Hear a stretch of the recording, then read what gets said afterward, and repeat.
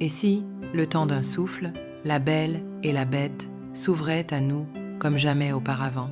Le regard tendre de Belle, les lueurs du château et le souffle vibrant de la bête, tout cela surgissant, hors de l'imaginaire, pour s'offrir à la réalité.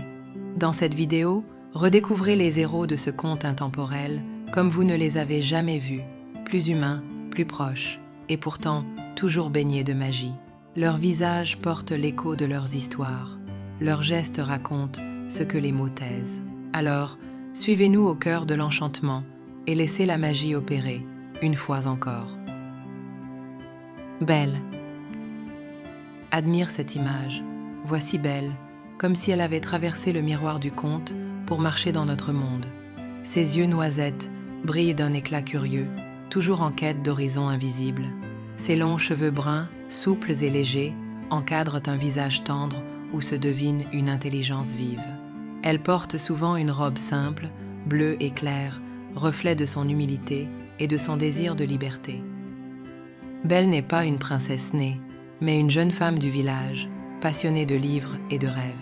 Tandis que les autres la trouvent étrange, elle s'évade dans les pages, cherchant ailleurs ce que son quotidien ne lui offre pas, l'aventure, la découverte, l'infini. Sa différence devient sa force, car elle apprend à voir le monde autrement, avec un cœur ouvert et un esprit libre. Son destin bascule lorsqu'elle prend la place de son père, prisonnier dans un château enchanté. Là, face à une bête effrayante, Belle ne s'arrête pas aux griffes ni aux rugissements. Elle ose regarder plus loin, au-delà des apparences. Dans cette rencontre improbable naît une vérité profonde. La beauté ne se mesure pas au visage ni aux formes, mais à la bonté et à la tendresse qui s'y cachent. Belle nous enseigne que la véritable force réside dans le regard que l'on porte sur les autres, et que l'amour véritable est celui qui éclaire l'âme avant le monde. Le prince Adam. Voici une illustration du prince Adam, ou plutôt de la bête qu'il fut et de l'homme qu'il redevient. Ses traits se mêlent comme dans un rêve. D'un côté, la crinière sauvage, les cornes menaçantes et la force brute d'une créature née de la malédiction. De l'autre, le regard clair, le visage noble et les traits délicats d'un prince oublié par lui-même. Sous la fourrure et la colère brûlait encore un cœur blessé, prisonnier de l'orgueil et de la solitude. Mais peu à peu, grâce à Belle, ce cœur s'est réchauffé, laissant apparaître des éclats de douceur dans ses yeux sombres, des gestes tendres derrière ses griffes puissantes. Chaque sourire arraché, chaque instant de confiance partagée, faisait reculer la bête et réveillait l'homme. Quand enfin la malédiction s'est brisée, ce n'était pas seulement un corps qui changeait, mais une âme qui se libérait. Le prince Adam n'est pas simplement redevenu lui-même, il est devenu meilleur, plus humain que jamais. Car sa véritable beauté n'était pas dans ses traits retrouvés, mais dans la tendresse qu'il avait appris à donner.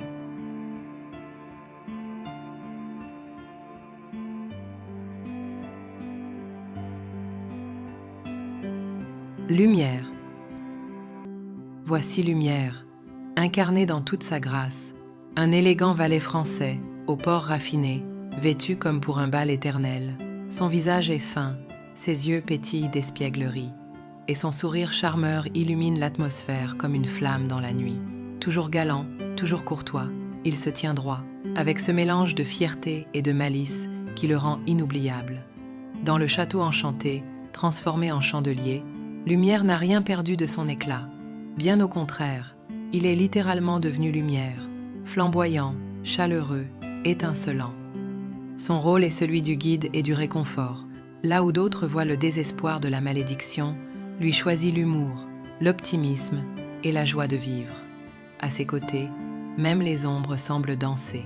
Son cœur généreux et son esprit séducteur en font un personnage à la fois comique et tendre. Il croit en la beauté des instants simples, un dîner, une chanson, une étincelle d'espérance, toujours prêt à encourager la bête, à apaiser Belle ou à égayer les autres domestiques. Lumière rappelle que la chaleur humaine peut survivre même aux pires ténèbres. Symbole de passion et d'espoir, il nous enseigne que, tant qu'une flamme brûle, il reste une chance d'aimer et d'être aimé. Lumière, c'est l'âme festive du conte, l'étincelle qui rend la nuit moins sombre. Big Ben. Voici Big Ben, le maître d'hôtel transformé en horloge majestueuse, figure d'autorité et de loyauté dans le château enchanté. Dans ce portrait réaliste, on distingue son visage sérieux, mais empreint d'une chaleur discrète. Ses traits sont marqués par la rigueur, ses yeux attentifs trahissent une vigilance constante, et son port droit rappelle la discipline d'un homme dévoué à son devoir. Big Ben, c'est la raison face à l'enthousiasme parfois téméraire de Lumière. Là où son ami flamboie d'audace, lui tempère par la prudence et la réflexion. Mais derrière son apparente sévérité se cache une profonde bienveillance. Il veille sur Belle, conseille la bête et maintient l'ordre dans un château voué au chaos.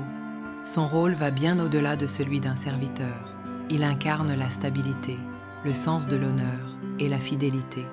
Toujours inquiet mais toujours présent, Big Ben est ce pilier rassurant qui montre que même dans la peur et l'incertitude, l'organisation et le courage discret peuvent tout changer. Madame Samovar. Admirez cette image. Voici Madame Samovar, telle qu'on l'imaginerait dans notre monde, une femme douce et rassurante, dont le regard maternel apaise comme une berceuse au coin du feu. Son visage rond et chaleureux est marqué de la tendresse des années. Ses yeux brillent d'une bienveillance infinie, et son sourire semble toujours prêt à consoler. Vêtue d'une robe ancienne au ton lavande et aux dentelles délicates, elle incarne la grâce simple d'une mère dévouée. Dans le château enchanté, elle fut transformée en théière, et pourtant, rien n'a pu altérer sa véritable essence. Bien au contraire, cette métamorphose a révélé ce qu'elle était déjà, une source de chaleur, de réconfort et d'amour.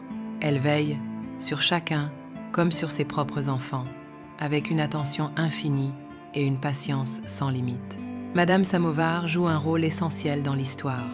Elle rassure Belle dans ses moments de doute, encourage la bête à croire en l'amour et garde l'espoir vivant dans un château plongé dans la malédiction. Elle représente la voix de la sagesse et du cœur, celle qui guide sans jamais imposer, qui conseille sans jamais juger. Elle nous rappelle que l'amour ne réside pas seulement dans les grandes passions, mais aussi dans les gestes simples du quotidien. Une parole réconfortante, une tasse chaude offerte, une présence bienveillante. Madame Samovar, c'est la tendresse incarnée, la lumière douce qui éclaire l'ombre. Monsieur Maurice. Voici Maurice, l'inventeur rêveur et attendrissant, père de Belle. Dans ce portrait réaliste, on découvre un vieil homme, au visage marqué par le temps, mais illuminé par une douceur sincère. Sa barbe grise encadre un sourire timide, ses yeux brillent d'ingéniosité et d'amour paternel. Souvent vêtu d'habits simples tachés par ses inventions, il dégage une aura de bonté et de maladresse qui le rend profondément attachant. Dans le village, certains le voient comme un original, un peu fou avec ses machines improbables, mais Belle connaît la vérité. Derrière son excentricité se cache un cœur tendre, toujours guidé par la volonté de protéger sa fille. C'est lui qui déclenche le destin de l'histoire, lorsqu'il s'égare dans la forêt et trouve refuge au château de la Bête. Prisonnier, il devient la preuve vivante du courage de Belle, qui prend sa place. Maurice n'est ni héros, ni guerrier, mais il incarne la tendresse, la sincérité et l'amour inconditionnel d'un père. Sa fragilité devient sa force. Par lui, on comprend que le vrai courage n'est pas seulement de combattre, mais d'aimer et de croire, même quand tout semble perdu. Gaston. Voici Gaston, tel qu'il apparaîtrait dans notre monde. Un homme à la carrure imposante, au sourire éclatant et au regard fier. Ses larges épaules, son menton carré et ses cheveux sombres, soigneusement coiffés en arrière, font de lui le stéréotype même du héros de village. Toujours vêtu de rouge, couleur de passion mais aussi d'orgueil, il aime se montrer, se faire admirer et rappeler à chacun qu'il est, selon lui, le plus fort et le plus beau. Derrière cette assurance flamboyante se cache un vide immense. Gaston ne vit que pour les applaudissements et la flatterie. Son cœur est durci par l'orgueil et son âme aveuglée par la jalousie. Là où Belle cherche l'amour véritable et la profondeur des âmes, lui ne voit que possession et domination. Il croit qu'il suffit d'être séduisant pour être aimé, et que tout doit lui appartenir, même le cœur de celle qui le rejette. Symbole d'arrogance et de vanité, Gaston incarne le miroir inversé de la bête, un visage séduisant, mais une âme laide. Alors que la bête, sous ses traits effrayants, apprend la tendresse et le respect, Gaston s'enfonce dans la cruauté et la haine. Et dans cette opposition se dessine la véritable leçon du conte. La beauté n'est pas dans les muscles, ni dans le charme, mais dans la lumière ou l'ombre que chacun porte en soi. Le fou. Regarde-le prendre vie. Voici le fou, tel qu'on le croiserait au coin d'une taverne. Petit, trapu, les joues rouges et les cheveux en bataille. Il rit plus fort qu'il ne parle. Son gilet rouge, sa cravate claire et ses gestes toujours trop grands lui donnent l'allure d'un clown tendre. Dans ses yeux pourtant, une étincelle hésitante, le besoin d'être vu, d'être choisi.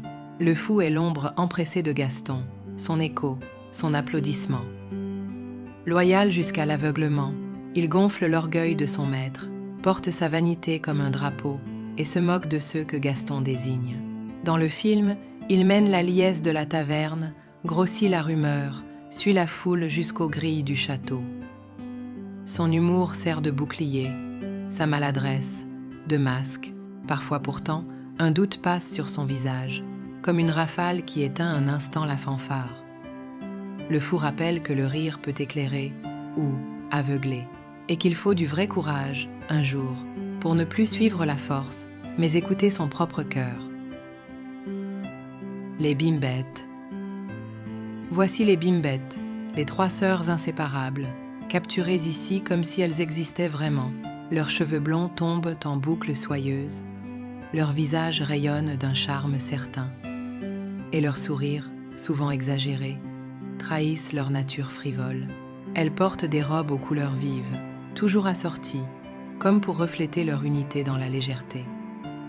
Dans La Belle et la Bête, les bimbettes incarnent la superficialité et l'obsession des apparences. Amoureuses transies de Gaston, elles se disputent son attention à chaque instant, rêvant de devenir la femme de cet homme fort et vaniteux. Leur présence apporte une touche d'humour au récit, mais aussi un contraste avec Belle, là où elle ne voit que les muscles et la beauté extérieure. Belle, elle, et choisit la profondeur de l'âme et la force du cœur. Les bimbettes rappellent ainsi, à leur manière, que la vraie valeur ne se mesure pas en éclats de rire ou en battements de cils, mais dans la sincérité des sentiments. Elles sont les ombres légères de ce conte, des reflets vains qui mettent en lumière la véritable grandeur de Belle. Monsieur d'Arc. Voici Monsieur d'Arc, dans cette version réaliste qui donne vie à son visage froid et anguleux. Ses yeux sombres reflètent une cruauté glaciale. Ses traits sont secs, rigides, comme sculptés par la peur elle-même. Un sourire mince, presque imperceptible, se dessine parfois sur ses lèvres, mais il n'a rien de chaleureux. C'est celui d'un homme qui se repaît du malheur des autres. Dans La Belle et la Bête, Monsieur d'Arc dirige l'asile lugubre où Gaston tente d'enfermer Maurice, afin de faire plier Belle. Il incarne la manipulation, la pression et la peur, une ombre qui plane sur le récit. Son rôle est bref, mais essentiel. Il illustre jusqu'où l'avidité et la lâcheté peuvent pousser les hommes, transformant la folie en arme. Monsieur d'Arc, c'est le miroir sombre de ce conte. Là où Belle et la Bête apprennent la compassion et l'amour, lui ne connaît que l'oppression et la froideur. Une présence sinistre, rappelant que dans les contes, la noirceur humaine est parfois plus effrayante qu'un monstre enchanté. Ainsi s'achève notre voyage au cœur du château enchanté. Nous avons rencontré Belle et son regard rempli de rêves, le prince Adin partagé entre l'ombre et la lumière, Gaston prisonnier de son orgueil, lumière éclatant d'espoir, et Madame Samovar, douce comme un foyer retrouvé. Tous, à leur manière, nous rappellent que la magie des contes ne s'efface jamais. La Belle et la Bête n'est pas seulement une histoire d'amour, mais une vérité éternelle. La beauté ne réside pas dans les apparences, mais dans le cœur, dans la tendresse que l'on offre, dans la lumière que l'on choisit de voir. Et si cette aventure vous a touché, je vous invite à prolonger la magie. Abonnez-vous à la chaîne, laissez un like et partagez cette vidéo pour faire voyager ce conte au-delà des murs du château.